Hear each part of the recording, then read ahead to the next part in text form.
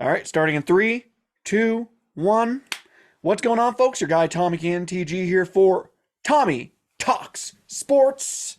Boom, boom, boom. Yes, that's right. Slight change in the name. Sorry about that, folks, but whatever. It's still episode 2. Happy to be here with you. And hail to the conquering heroes. Hail, hail to Michigan, the champions of the West. All that crap. The Michigan Wolverines are your national champions. Heck of a season for Michigan. In terms of a title game, I was surprised Michigan didn't pull away sooner. At the beginning of the game, it was like bowling balls going down the field with Donovan Edwards and Blake Corum. They looked unstoppable, and Washington seemed to be a little too timid to take chances. But then things started to kind of all start to slip away. I mean, Michigan couldn't, they couldn't score. They it seemed to be turning into a punting battle. It looked like for half a second, hey, maybe Washington can climb back in this game and make it close. But alas, that's not what ended up happening. In the end of the day, Michigan pulled through at the end. They ended up winning by 3 touchdowns. Great season for Michigan, obviously. And I have to believe this is a complete and total vindication,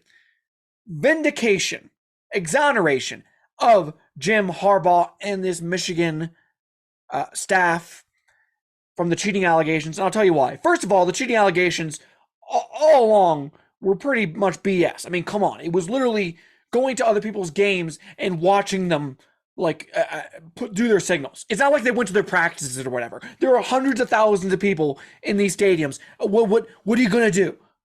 The thousands of people watching these games. You have someone go there and look at and watch them play. Oh man, call out the Army. Crazy stuff. No, it was ridiculous from the start. But even more than that, after it all got quote unquote found out, they put the hammer down. They made Michigan stop. They made Harbaugh not coach for 4 straight games. And essentially, it tipped off everyone. They had to change their signs immediately. And people were like, well, now Michigan's screwed. They don't have the signs anymore. The signs. That's the only thing that was getting them winning. And they still plowed through everybody. They still won the national championship. And I got to believe that this is the ultimate vindication. No one can tell me for half a second that this is some tainted championship by any metric. It ain't. It ain't at all. It's a tough day for SEC homers. Some people are going to say, well, Georgia would have gone through both of these teams. Doesn't matter. Doesn't matter for half a second. 2 teams that will now be Big Ten teams play for a national title, and the current Big Ten team won. The other Big Ten team lost. And I think that brings me to a farewell to the Pac-12. This was the last ever game, football game for a Pac-12 school. That was Washington. Very sad moment. Pac-12, you will not be forgotten. I think that this season, the best conference was the Pac-12, and they really did prove that they can still can compete in modern college football. It just came a little too little, a little too late, and when not enough moolah behind it, because that's what really destroyed the Pac-12 at the end of the day. The lack of moolah in the markets and all that stuff, and ESPN and Fox and all these people, wanting these major super conferences and stuff like that. That's what screwed over the Pac-12 at the end of the day. But credit to Washington. It was a tough day for Michael Penix. I know last week I said, why is he not going to be a first rounder? That was poor timing because this game he did not look as sharp. I still think he could make a pretty good NFL quarterback, maybe not a long-term starter or whatever. I'd be interesting to see how he plays at the next level. J.J. McCarthy, I would not draft in the first round by any means. I don't think he's a bad quarterback per se. I think maybe he could make a good backup in the NFL, but he is not your franchise guy. He just isn't. But I mean, he's a good college quarterback. He's a really good college quarterback, or at least a pretty good college quarterback. But I don't think it's going to translate to the National Football League level. Personally. And moving on from there, another big topic for me personally, at least, the Bears lost 17-9 to the Packers, 10 losses in a row against Green Bay. The bane of my existence, really, completely and totally. That game yesterday shattered me. It was disgusting. It was awful. And now we move on to an offseason of the Chicago Bears, where it is all question marks. It's all question marks. Besides, the fact of the matter is the roster has been built up a significant amount. I think the defense, is very good. I think they have a lot of talent on the defensive end. I think the running back core is really good. I think you got a couple more receivers in there. One, maybe two more guys, definitely a center for sure on the offensive line. And I think, and you figure out the quarterback position. I think there's some serious, and obviously that I just named a good number of positions, but I think a lot of it has been figured out. I think the Bears are building something. Now, having said that, I do not believe that Matt Eberflus should be the head coach next year. I don't believe that is in the best interest for the Chicago Bears at all.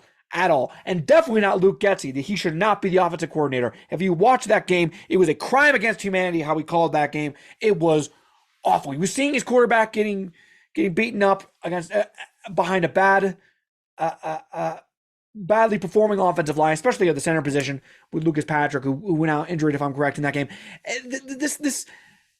The Bears need a reset in the coaching realm, no matter what you do at the quarterback position. I truly believe that. And I think their first call tomorrow, Kevin Warren, the president of the Bears, should be to Jim Harbaugh. No question. I get it. They had a contentious relationship when Kevin Warren was the president of the Big Ten. But bygones be bygones. You got to get the best guy out there. And the best guy out there is Jim Harbaugh. Bring him home to where he was drafted, Chicago. Now, putting all the coaching stuff aside, and by the way, if they don't get rid of Getsy, I swear, that is worse than almost anything else, not getting rid of Getsy. I'm going to put that out there.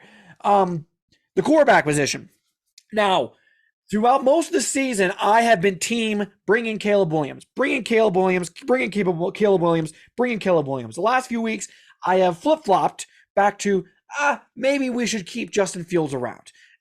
I have been torn apart. And people will say, oh, Tommy, you're being ridiculous. What, Tommy? Oh, you're you're a flip-flopper, you're a fake, you're just going with the wind, whatever. This is a tough time for Chicago Bears fans and the Bears family. This is a family matter here. It does not concern outsiders that are going to be passing judgment. I mean, we are trying to figure out our future here, and nobody is allowed to make judgments when we're trying to have a family squabble here. Now, I'm now thinking that maybe the move is to draft Caleb Williams. And again, I get it. It's another flip-flop, but the contract thing is huge. You only get 2 more years of contract control with Justin Fields, and then you get 5 years with Caleb Williams here. I think the quarterback play probably could be comparable because I don't think Fields is incredible by any. I mean, he does incredible things, but I think with the downfield passing game, I don't think Fields really has that extra, that second gear, when it comes to that downfield passing game. Even though I do think he has an accurate arm, and I think he has a strong arm. I think he has good mechanics. I just think when it comes to the decision making in the long run and putting the ball in a position consistently to be caught by guys that aren't his first read, I think is important. And I don't think that he makes that leap as much. Now, people will also say, well, they don't see that from Caleb Williams either. They're going to say, well, Caleb Williams, this and that. I get that. I just trust a lot of scouts that say that this guy is something special. And again, if he is just comparable to Fields, you still get 5 years of a cheap guy, and you can add on to that. And I get it. A lot of fans are currently in love with Justin Fields. And they were putting out signs in front of House Hall today saying, keep Justin, keep Justin, keep Justin. But, I mean, we got to do what's best for the franchise here. All right? And also, by the way, if they do draft Caleb Williams, but they keep around Eberflus and especially Getsy, that is the worst possible scenario. That's the worst possible scenario. It's the same thing we did with Mitch Trubisky, and it's the same thing we did with Justin Fields. With Mitch Trubisky, we kept around John Fox for another year, a lame duck head coach, and he got fired. And then he had to learn a whole nother offensive system in year 2 under Matt Nagy. And then they draft Justin Fields after keeping around Matt Nagy for a whole nother year for no good reason. And then Nagy gets fired after that 1 year, and then he has to learn another new offensive system. Because so if you're going to move on and draft a new quarterback, you need to fire at the very, very least Luke Getsy, at the very least, and ideally, you need to fire Matt Eberflus, because if Eberflus gets fired, then the offensive coordinator gets fired for sure, and then everything gets thrown in disarray. Everything gets thrown in disarray. So that it's just all a mess, and all the signs coming out of Hallis Hall right now are that at the very least, Eberflus is not going to get fired, and maybe not even Getsy. So I don't even know what to think at this point. I don't know what to think. I'm sorry, folks. I just had to rant a little bit on a team I care a lot about. Bear down.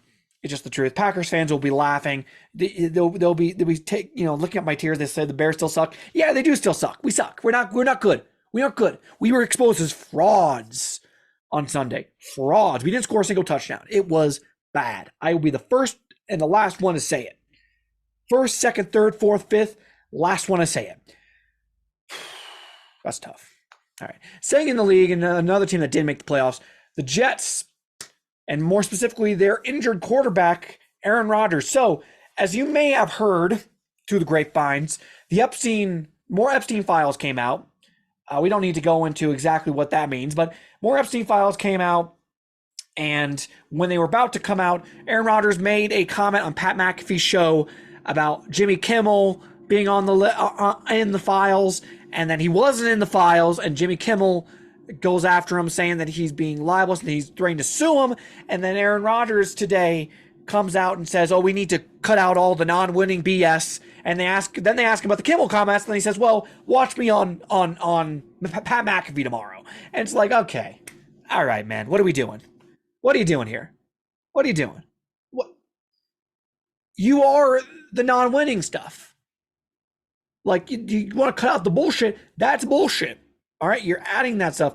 And I saw what he was coming off of. It was some type of like faked or not real flight log that said Kimmel on it or something like that. I don't think I don't think it's real. I don't believe it's real, because it doesn't seem like there's any credibility at all to connect the dots here. Okay, I feel like Aaron Rodgers is turning into that Jim Irsay type, where you can't even trust half the stuff he says. Like the stuff comes out of his mouth, you shouldn't be shocked, because he's just gonna say just things to say him, basically. Irsay was saying all this stuff about being targeted for being a white billionaire and all that crap, and then Rodgers says crazy stuff about islands and conspiracy theories and COVID and Fauci and all that crap, and Travis Kelce and all that stuff. So I don't think you can. You got to kind of take a lot of stuff Aaron Rodgers says at this point with a grain of salt. Now, having said that, he's still a starting quarterback in the NFL, and he's a relatively young guy. So, I mean, I'm not going to say you still don't get to give him much of an excuse still for saying that kind of crap. All right. I think he needs to stop going on Pat McAfee so much and running his mouth. Okay. I think that's probably important. And I like Pat McAfee. I like always, I don't dislike Pat McAfee the way some people do, but man, dude, you gotta smarten up a little bit. Maybe zip the lip tiny bit. In any case, folks, thank you all for watching and or listening. Later this week, I'm going to be coming back to you on Friday. We're going to preview the playoff games next weekend. Preview, hopefully, the downfall of the Green Bay Packers. Fingers crossed. And that about wraps it up, folks. I'm Tom again, and this has been Tommy Talks Sports. See you guys.